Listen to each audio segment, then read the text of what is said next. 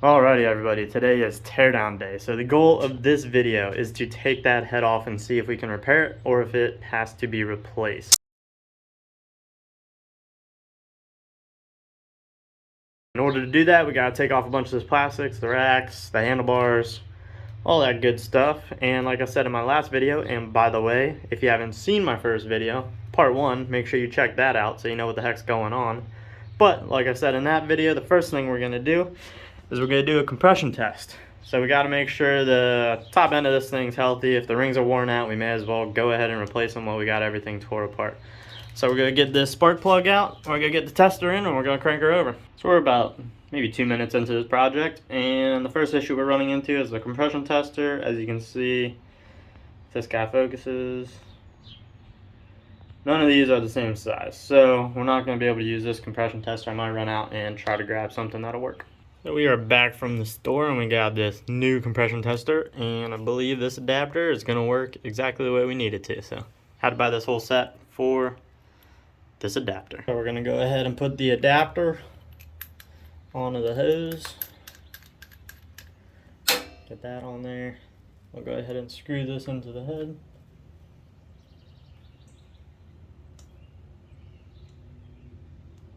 There it goes.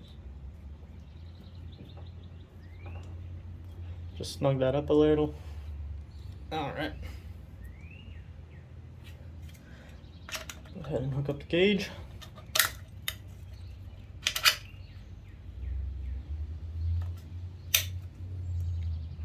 Now that's on there. Alright, I'm gonna turn it over. See what we have. Turn the key on.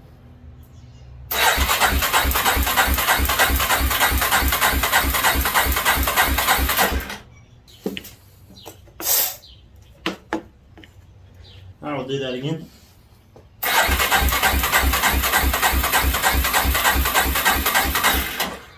Alright, so it looks like we're getting around 110, maybe a little less than that. Maybe like 108, 109, somewhere in there.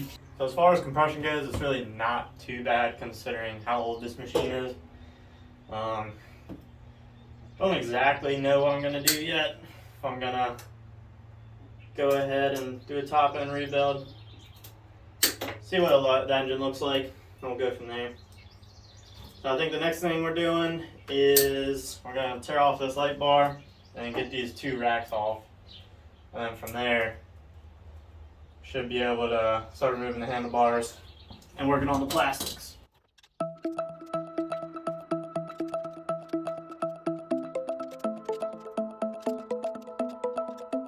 So the issue I'm running into is don't exactly have very much room underneath here. I got this nut, so it's extremely hard and you can only get so much of a turn on that nut. So one of the things we're definitely going to be doing once we get this off is probably notching this a little bit, giving ourselves a little more room for this wrench when we go to put everything back on.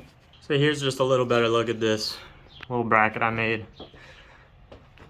Got some stitch welds up top here. And down below it just kind of sinks into the frame.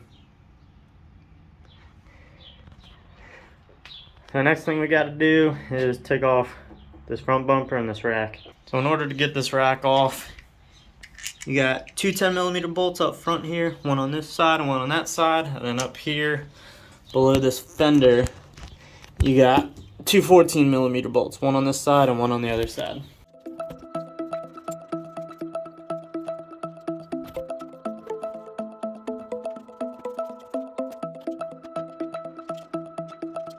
Next we're going to be removing this bumper, and to do that we got 2 12mm bolts here, and up here we got 2 14mm bolts that need to come off.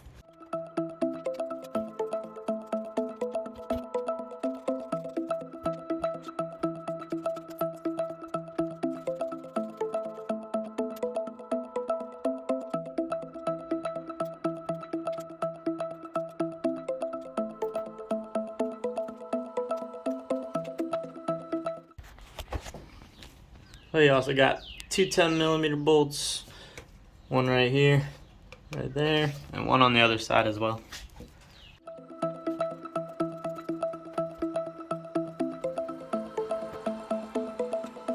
Now we are ready to start taking off the handlebars. I'll take this guy off, disconnect all the cables.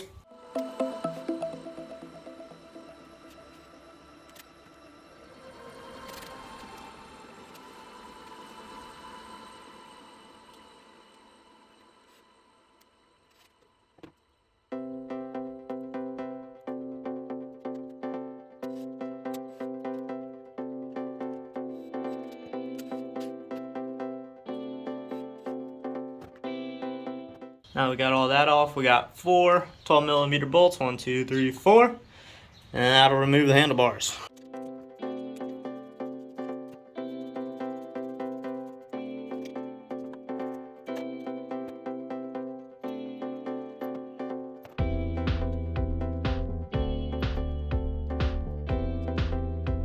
So now that we got all that taken away, we'll remove this gas cap.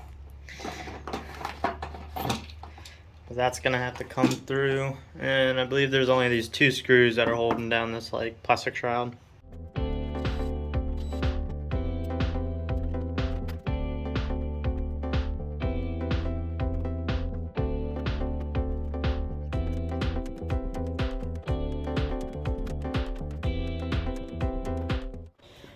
So there's an unplug for the ignition switch, and the only thing that was kind of tricky about taking this off is you have your little like trip meter over here, and it's like a little reset knob, and you kind of have to pull this plastic out to clear that knob. Other than that, it came off pretty easily. Go ahead and put that gas tank cap back on. Don't get any dirt down in there. It's pretty dirty up under here. So in order to remove this fender, I am going to have to take off this hour meter. I'm going to have to undo all my handiwork down here. Alright, so in order to move this plastic, it looks like there's a screw right here where I'm pointing at, and the screw up here, which are going to have to come out. So it's going to be that screw here and this middle one here on both sides. I am going to unplug my headlights. I got a set of plugs here. I'm going to have to take off this tape, and I got another plug up here. I'll be able to unplug my headlights and the plastic should come off. So when I wired up this light bar, I used these spade connectors. I'm very thankful I did, because I should be able to pull these wires up through this plastic. Otherwise I would probably have to cut them just so I could remove this fender.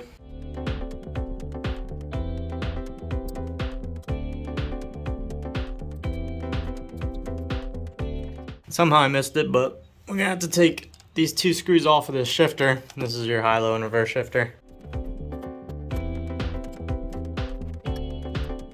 Alright, we have successfully removed all the plastic on this bike.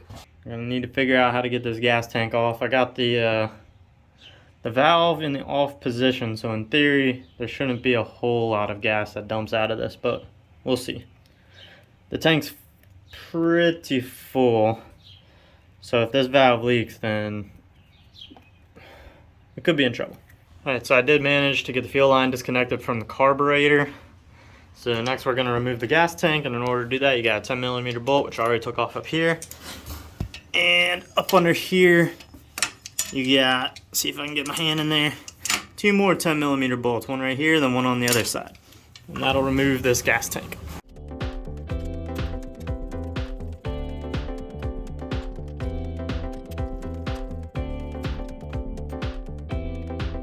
So I was messing around down here, and I noticed that looks like we got a hose clamp up here, and it looks like someone was messing around here. There might have been a leak at one point, and they tried to fix it with a hose clamp. But as you can see, carburetor isn't even connected, so that's been sucking in air this whole time. This thing had a pretty bad kind of backfire, and I'm pretty sure this is what was causing it now. So we're going to remove this carburetor, and then we should be able to start working on this head. Now that we got the carburetor disconnected, we'll take off this side cover, remove the throttle cable, take off this top cover, remove that piston valve, and we'll also have to disconnect the choke down here.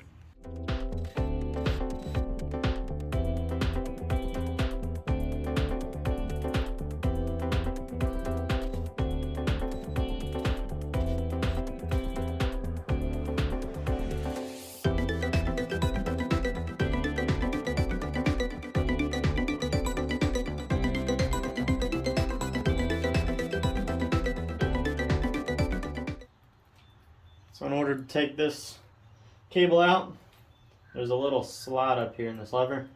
So you're just going to pull the throttle and pull that out. You want to be sure you do not lose this piece because it will come out. So I'm probably going to go ahead and tape that all together just to ensure I don't lose that. Alright, so next you're going to want to use an 8mm wrench, 7mm, hold on to the 2, break that free, and you should be able to twist this cable out.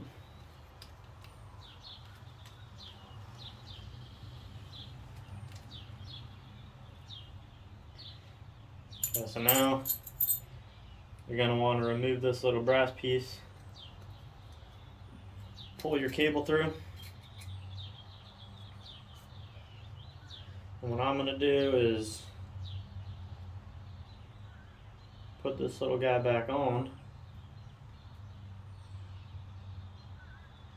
and I'm just going to tape it directly to this cable, that way I don't lose it. And if you lose that piece, that's not going to be a fun day. That's for sure. So that'll secure that. The next thing you want to do is take your 14mm wrench and go ahead and remove your choke. Go ahead and pull that out. Now your carburetor is completely disconnected. Alright, it's finally starting to look like we're making progress. I got the carb out. Next up, we're going to remove this muffler and this exhaust, this header pipe.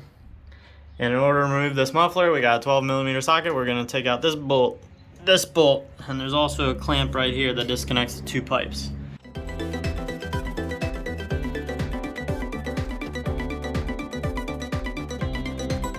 The whole reason we're in this mess is because of that hole right there. So we're going to go ahead and remove the one in the back there on that header pipe that I kind of made. Get that removed and this header pipe should come out.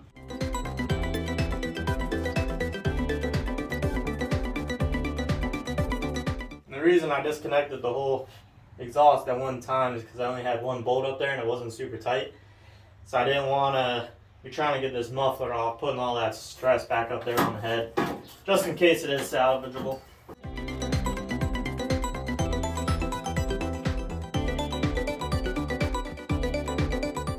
As much as it kills me to do this, I am going to have to drain the oil in this thing. The oil in it is brand new. I think it has like 1.4 hours according to that hour meter that I put on. So I got the oil pan as clean as possible. And up underneath here, I got my new drain plug. So it's a 19mm socket that goes on there. I'm going to go ahead and drain the oil, and I'm going to try to save this oil if possible. Since it is new, it's going to come out pretty clean.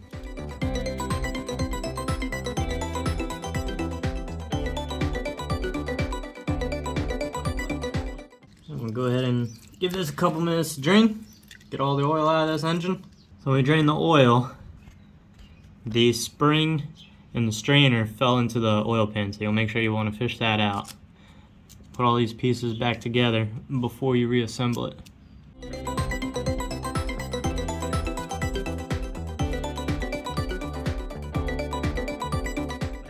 We can go ahead, take off this like head side cover, and then we'll move down here and we'll take off this starter pulley cover. I'm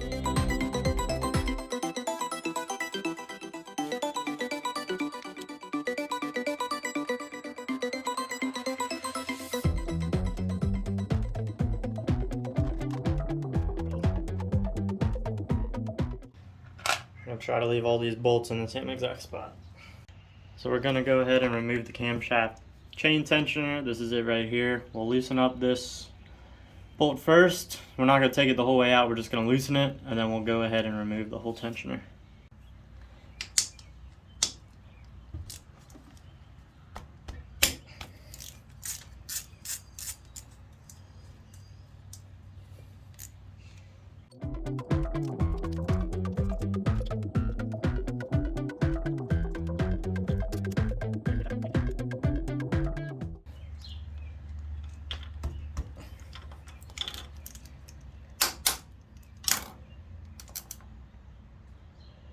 And there's your camshaft chain tensioner.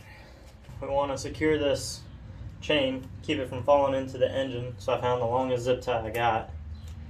We're just going to go ahead and wrap it around this chain. That way if it does fall into the lower end, we'll be able to fish it out. It won't be completely down there.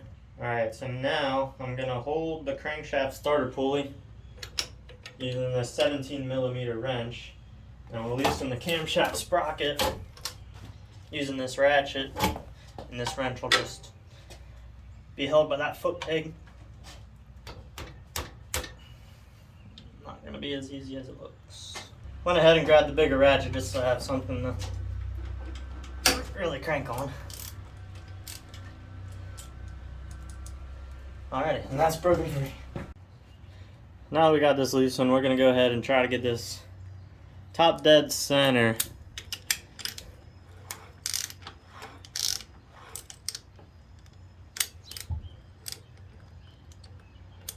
Just for good measures.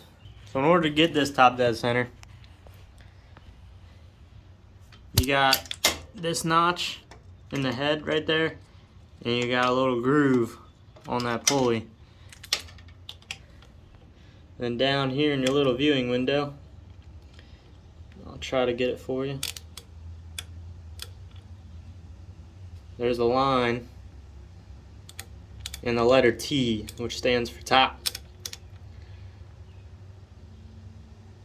So once you get that lined up, now you got that line lined up with that notch. You also got that groove lined up with that little point on the head. So that means you are top dead center. Now we're going to go ahead and remove the camshaft sprocket. We want to be sure that we do not drop anything. So there's a washer at the end of this bolt. We don't want to drop that. Now something to note, we got a locating pin right here. There's like a little, almost like a roll pin, but solid. So this little locating pin, you want to make sure you do not drop that. So when we're taking off the sprocket, be very careful.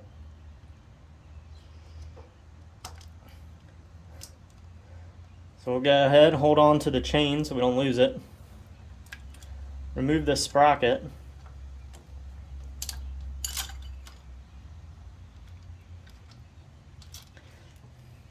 Set that on the ground, and now we're going to be extremely careful and remove that pin just so we can be sure it doesn't fall in.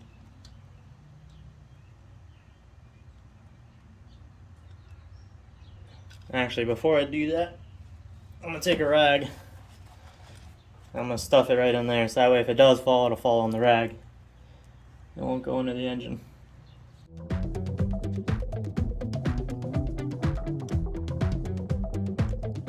Alright, well that pin doesn't want to come out, so it's just going to stay in there. Alright, so now we're going to loosen all these head bolts. These are going to be pretty tough. There's one. The goal is going to be not to break these.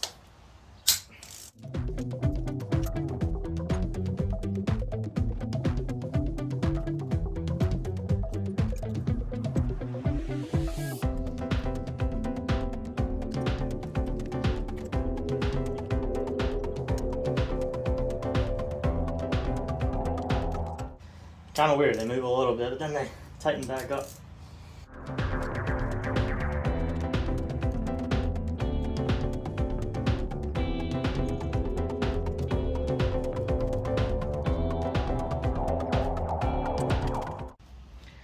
I got no idea whose cat that is. They're just coming to hang out today.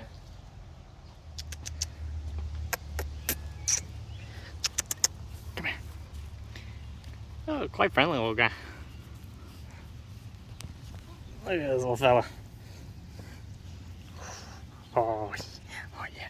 Oh yeah. Oh yeah. Oh. Look at you. Just want to play, don't you?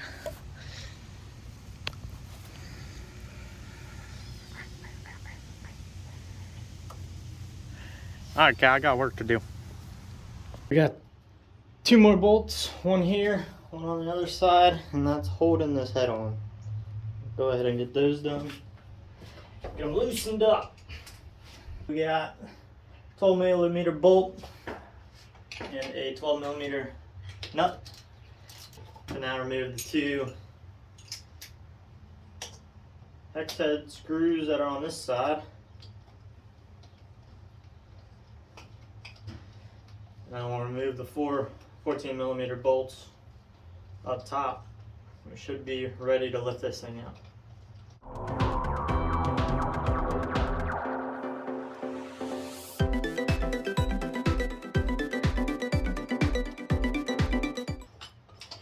Each one of these bolts does have a washer on it, so don't lose them.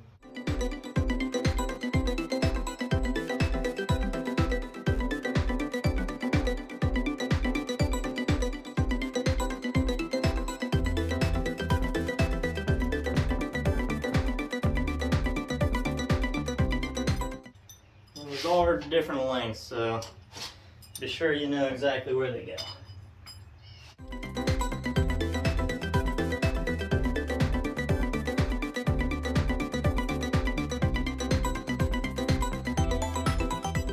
Might be easier if I just remove this motor bracket. So these are also 12 millimeter bolts.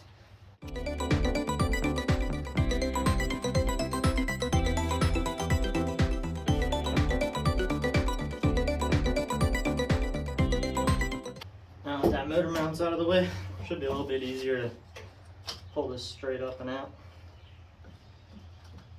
So I'm going to guide this chain down through this channel.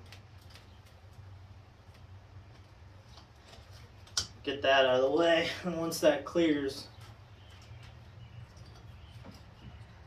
that'll give us enough room.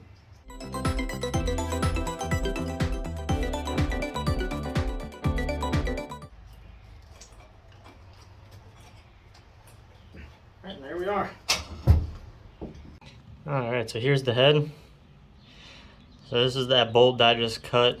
I made like a makeshift stud just to get the exhaust back on.